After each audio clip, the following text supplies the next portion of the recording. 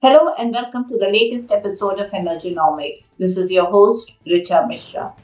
India is using two main plans to build a modern, self reliant economy: its semiconductor policy and its energy policy. Together, these policies aim to boost tech manufacturing, shift to clean energy, stop relying on other countries, and in making India a global hub. To understand the nuances, I spoke to Mr. Anuj Narain, Vice President, Power Development, Power Semiconductors, Cyient Semiconductors, where he leads the development of next generation intelligent power solutions.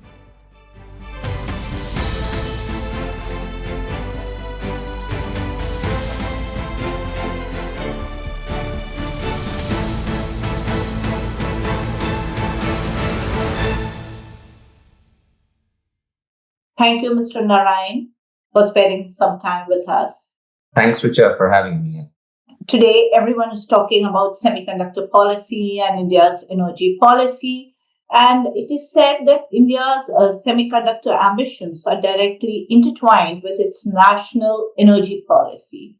I wanted to understand from you, how is it so? There's two ways to answer that. For most people, when you say semiconductors and energy in the same breath, the first thing that comes to mind is a lot of power. And with India, especially, the thing that's perceived as, hey, our power infrastructure is not good enough to have semiconductor fabs, and that's been the narrative for the last 30 years, which has really prevented us from having large scale wafer fabs in India. So that's one way, and it's justified because if you look at a modern 300 millimeter fab, it draws hundreds of megawatts of power. Put that in context, some of our best nuclear power plants in India are about 500 megawatts. Sardar Sarovar, which is flagship hydroelectric plant, is almost 1200 megawatts. So you're looking at fabs that take 200 or 300 megawatts of power. And the power projects themselves are not big enough really to support a large deployment of fabs. Now, the other way of looking at it is power delivery, and which is really the way that Cyient is approaching this problem. And we're looking at it and saying, India has power infrastructure. We've reached small villages, and I think our government has done a good job of getting the light bulb on in the smallest remote places in India. But we are among the lossiest power delivery networks in the world. If you look at just what is lost purely in delivery in India is about 20 to 22%. So what Cyient is saying is, hey, I've got 20 to 22% that's just lost to delivery. If I can recover that with the really smart, intelligent power solutions, semiconductor solutions specifically, I immediately have much more available power for the load consumers and continue to fuel India's ambitions. So my connected question is, as we are aware that there's a power demand, and in certain states are offering various incentives also for the players to come in. I mean, luring them to come in, which is fair enough. It is an opportunity which everyone is looking at. But from your perspective, are there challenges in executing both in India? I mean, both together in India. I would rather rephrase my question and say, are there challenges in executing both together in India, particularly structural bottlenecks? So, structural bottlenecks do exist, and I would say this is not an India specific problem. Distribution companies world over, have limited finances. They're usually very large organizations that have to manage maintenance and repairs on massive grids. And it's the same in India with our state boards. The average amount of time they spend just to keep the lights on probably consumes most of their resources. Now, having said that, that's really no reason for us to not make progress. looking at, like I said, with power delivery, there's, you've got AC, that's being transmitted at very high voltages in the megavolts, for example, in kilovolts, sorry, across the country. And then that gets stepped down to a low voltage AC, that gets stepped down to a even lower voltage lines AC. And then, that has to be converted to DC to run a lot of your appliances and other things. So there's this massive, chain of losses, and expecting the grid infrastructure to be redeveloped overnight is unrealistic. It's happened maybe in the case of one recent country that I can think of, but otherwise world over, it's the same problem. Now, I like to look at structural bottlenecks largely in the context, for India at least, with comparing it to our telecom revolution. So, India has a massive landline infrastructure. We've had, we've built it over decades.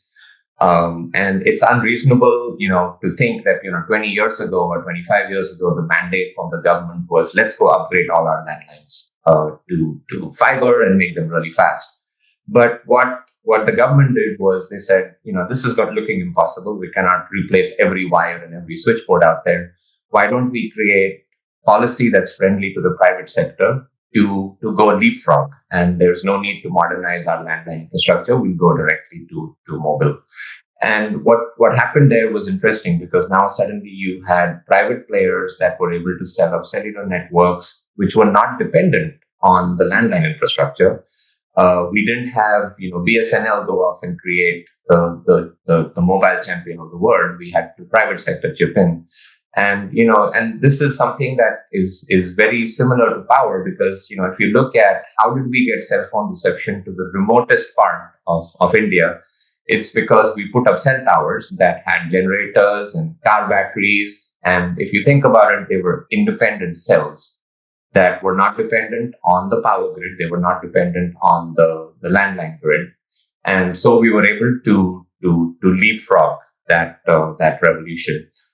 So, in my opinion, I think, structural challenges will remain. I would say it's not a reason to wait. It's a moment to leapfrog those challenges. So that's quite optimistic way of putting it, and we Indians are optimistic always. But my next question, just takes forward what we were just talking, is how are the stakeholders dealing with it? And, I would like to add on to it is that, do you think microgrids can be a solution, looking at the demand which your industry has? I like to look at infrastructure as part of the problem. Like I said, it's obviously, it's what you have today. It's part of the problem. Now, if you break that up, there's several different problems here. There's an infrastructure problem, but there's also a semiconductor problem, which is why Cyient is so, and is investing so much into power. It's because you can decide you want to leapfrog. And there are solutions in the world, that system level solution that help you to leapfrog. But if the semiconductor content that you have to make that leapfrog is still coming from overseas and is being imported, you can only move as fast as your supply chain allows it. If there's a blockage on a certain product or shortage of a certain product worldwide, your modernization plan will suddenly come to a halt. So, you have to look at this as an infrastructure problem, a semiconductor problem, a chip design problem, product problem all together, and try to solve that, solve the whole puzzle so that you've got a nice, robust plan that you can execute to. So microgrids are obviously a very interesting, angle to solve this, solve the transformation that we need. I like to look at microgrids as three different angles, I would say. The first is generation. The renewable energy push in India is massive, right? We've got almost 500 gigawatts of projects that are being set up just from renewable energy. And this is a combination of, solar due to the abundant sunlight we have, or wind energy and in other forms. Now, renewable energy like solar, for example, is produced in DC form. If you can avoid having to take that DC, convert it back to AC, transmit it over the grid, and then convert it back to AC when it's reaching the home, and then do a couple more DC conversions, you save 2 to 3% of losses in every stage. So I would say, for a country with a large renewable footprint, DC microgrids just make a lot of sense because you're avoiding the conversion portion to get it to the load. The other part of it is storage. DC is very storage friendly. If you think about a battery, it's a DC mechanism of storage. When you have AC voltage, you're converting that to DC, and then when you want to use it again, you convert it back to AC. So it saves you a lot of loss in double conversion. And then the third part is the load and the usage. India's usage, if you just look at, where power is used in India, the two largest consumers are heavy industry, and pumps, which is because of our large agricultural sector. So I think there's something like 20 to 30 million pumps in India that are running at any given time. So both of these applications can benefit heavily from DC voltages. As manufacturing becomes more robotic, there's opportunities to build factories completely on their own independent DC grid. There's opportunities to convert the old 50 hertz AC motors that we have into more efficient DC motors. And then the big elephant in the room, which is data centers. We're looking heavily to become one of the top data center countries in the world. That's all DC power. If you're having to convert it 10 times, you're suddenly going to be sitting with the same 20% losses before you even start processing a single token. So Cyient is really looking at DC very, very carefully. We've looked strategically at what does this independence from the grid scenario look like, and we're making all of the right investments in the semiconductor space to solve that power delivery problem. We refer to it as the first mile because it's the first mile from generation to the load. Yeah, I'm glad you elaborated on the microgrid solution, and because the recent latest development has been how Andhra has facilitated it for Google, and Yeah. of course, I have my reservations on it because as a backup plan too, you are going to go to the main grid only, but that's another debate which can happen. My last question to you would be that as you rightly pointed out, there's no ideal roadmap, and it's not India-specific challenge only. These challenges are there in other countries and in other places also. But coming from where you are and the position which your company holds here, what could be the way ahead? I mean, where do you players like you stand? So, looking at just microgrids, the government already has initiatives where, they are starting to solicit offers for developers to start developing, robust microgrids. Now, what's interesting is I also feel that the India semiconductor policy has been extremely friendly for a transition like this. If you look at, schemes like the DLI or the RDI schemes from IT, what these are encouraging is for players like Cyient and others to really innovate in the semiconductor space. And in our case, we're looking at power as where we want to play. And these schemes will really help accelerate us where products are available in India from an Indian manufacturer, and we have independence from imports essentially to make this happen. So it's a combination of government policy at the system level, the grid level, and then also on the semiconductor level. What lies ahead, I think, is a lot of ambition, which is very typically seen in India when we're at crossroads. For Cyient, specifically, there's kind of there's few angles we're taking to this. We realize that power is not power is not low voltage and power is not high voltage. The biggest way you can solve a problem is look at the complete chain, look at all aspects of conversion. So we are working on kind of, I would say, three main initiatives today that already in motion, and we've already started making investments on. The first is working on custom power, and especially on custom high voltage power. And our aim really there is to look at grid down to workable voltages in the DC space, and solve any problems from grid down to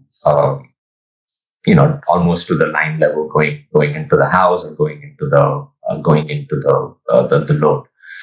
So that's one aspect. We've got decades of experience in power, where we're starting to really build our chops in the high voltage and high power space. I feel we're in a good space there.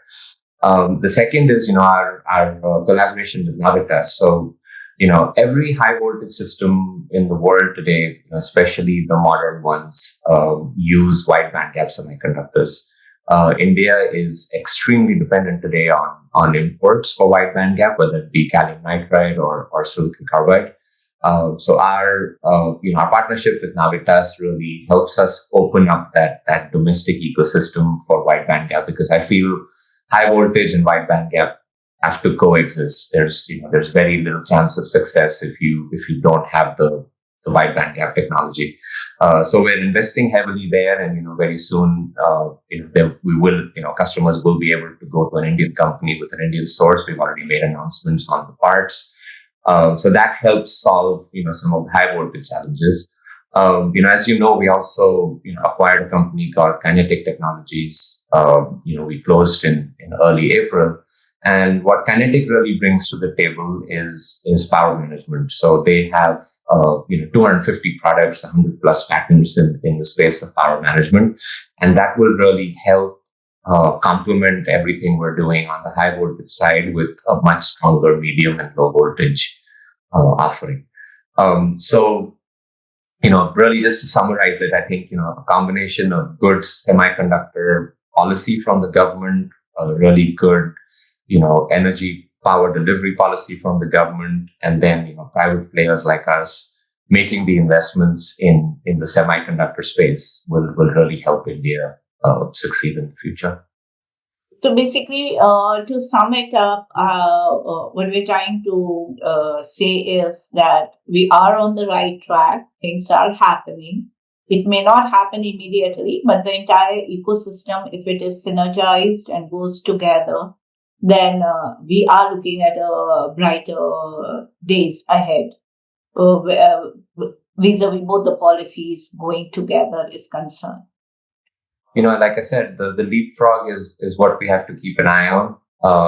If we try to solve the infrastructure problem overnight, that is going to be a challenge that takes decades of transformation. But with the right policies in place, with the right semiconductor ecosystem, manufacturing ecosystem, I feel if we continue this environment, we're on the right track to transforming the energy grid in India. So basically, it's never too late. We are there, and we will reach our goal. So thank you so much, Mr. Narain, for sparing this time with us. Thank you, Richa. My detailed conversation with Mr. Narain is given in the link below. This is all we have in this episode of Energenomics. Till we meet again. Thank you.